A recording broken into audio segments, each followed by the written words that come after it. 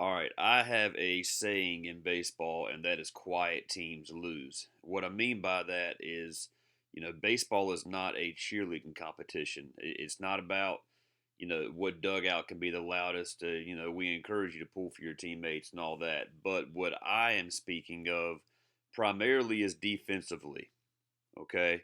I break communication down defensively into two different aspects. One, pre pitch communication, and the second is post pitch communication. So for pre pitch communication, we're always on every single pitch talking about what might happen. Okay, if a runner's on first, infield, turn around, talk to the outfielders. Hey, base hit, I'm your cut, plays at third, three, tandem four, a tandem in a gap. Tandem relay would be going to four, three bases ahead. So there's always pre pitch communication. Again, where are you going to go on a bunt coverage? If he bunts, who's got the bag on a steal? Ground ball to the pitcher, runner on first, less than two out, shortstop, covers second base. So the pitcher needs to turn around and clarify to the shortstop who's got the bag on that. All kinds of pre pitch communication. What we're going to talk about right now is the post pitch communication.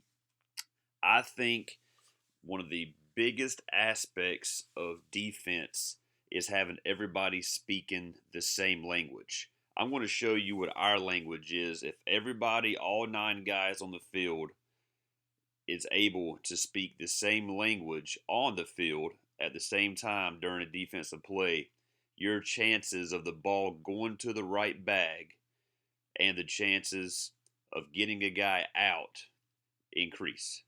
Okay? So, let's talk about first outfield, infield, priority on fly balls, and how we're going to communicate that. So, we all know that an outfielder has priority over an infielder on a fly ball. For our outfielders, okay, when we have a fly ball hit to the outfield, our outfield is going to use the term mine, mine, mine. Okay, they're going to say mine. We always communicate with three words, the same word three times. So mine, mine, mine. An infield fly ball, we teach our infielders to say ball, ball, ball. Okay, and I'll get to why we use the word ball for infield in a minute. Okay, so the word mine has priority. So you imagine a shortstop going back on a fly ball to left field. Again, we teach our infielders to say ball, ball, ball. If he hears the word mine, he knows that is an outfielder and he needs to pull up and let the outfielder take it because, again, the outfielder has priority over the infield. So we use two different words. We make the word mine king.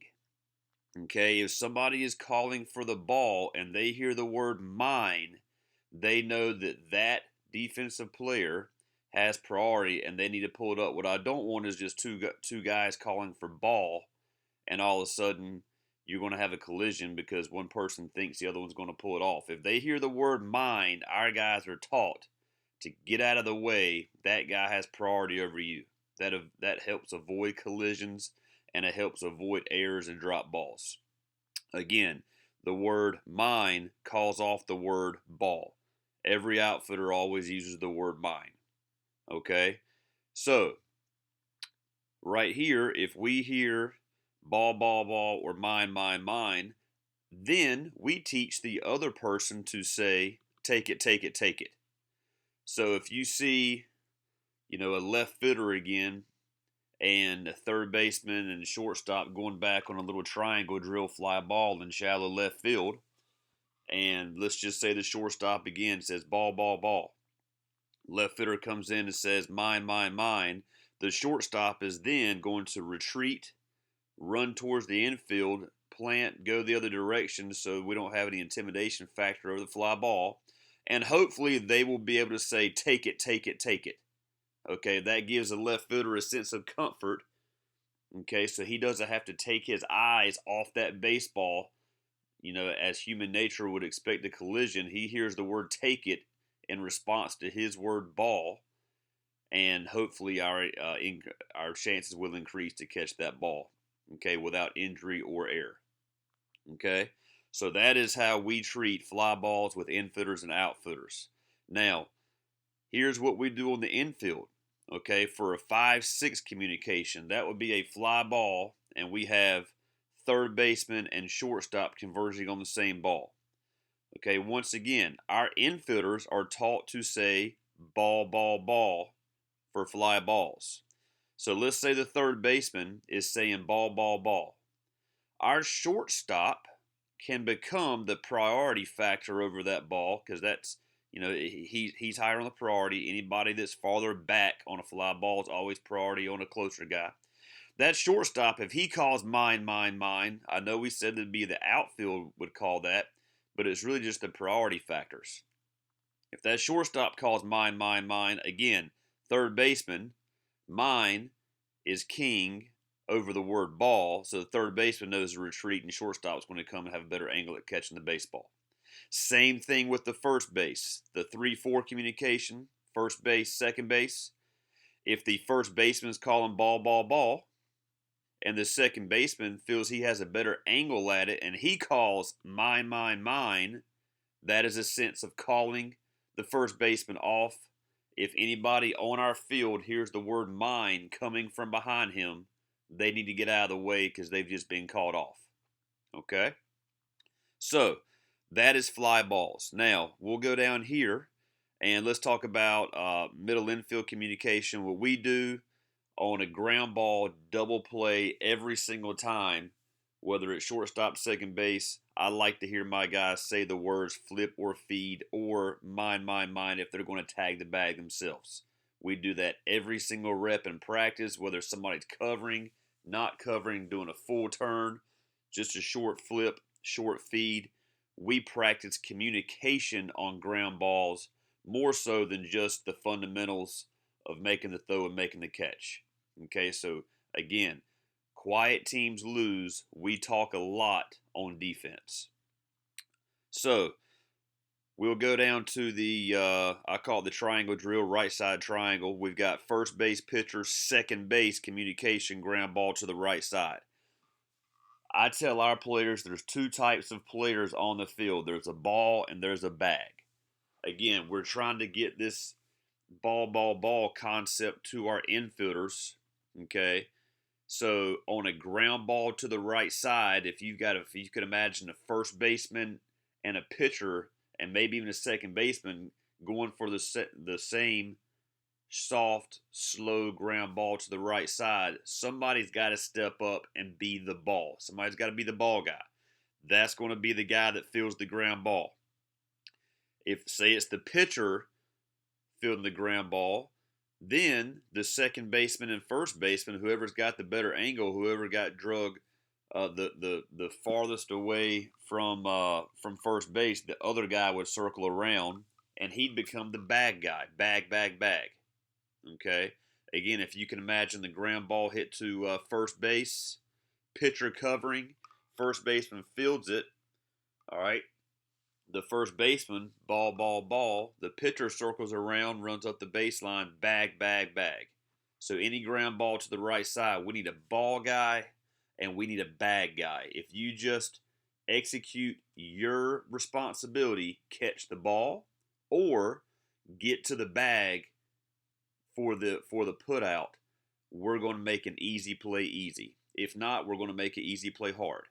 Okay? So let's talk about one thing that I'm a big believer in, and if you coach a summer team that you have all different guys from all different schools, it's imperative that you get this language right. Let's talk about the language that we're going to use from an outfield play thrown to a base on the infield. Okay?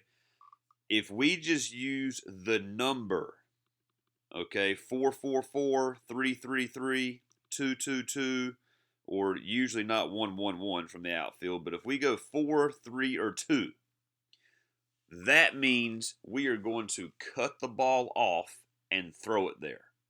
We do not use the word cut 2, cut 3, or cut 4 in our program. Okay? If we hear the word cut, okay, if our shortstop hears the word cut from our third baseman, that's our terminology for cutting it, and we're not throwing it. We're going to look in for maybe a backside cut down play to another base or what forth, or maybe there's not a play there. Again, if they hear the word three said loudly from our third baseman, they know that throw is offline. He needs to cut it and throw it to third base. Okay? Again, I don't like using the word, for example, a lot of teams will do cut and hold and for just a cut, and then they'll say cut three or cut four to cut it and throw it to a base.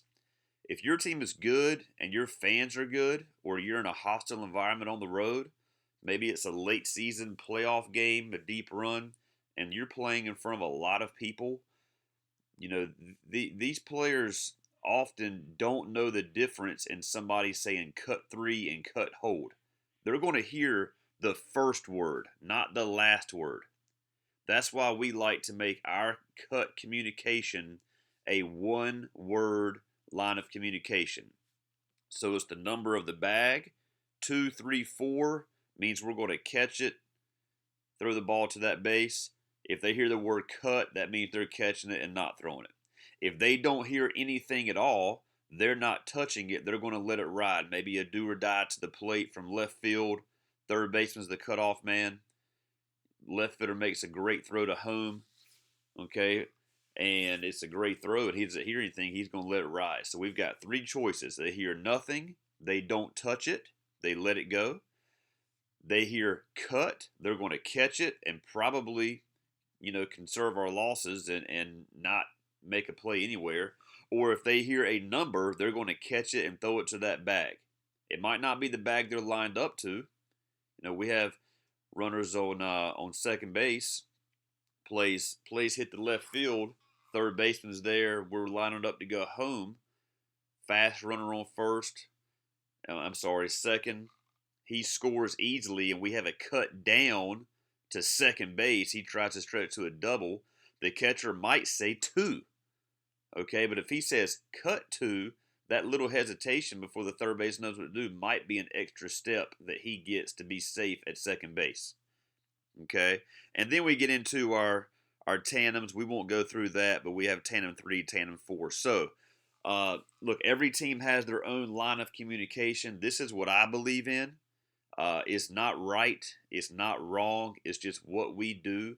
I think the biggest thing, no matter what level, little league, middle school, high school, college, professional, you've got to speak the same language out there. You can't have half your players on the field.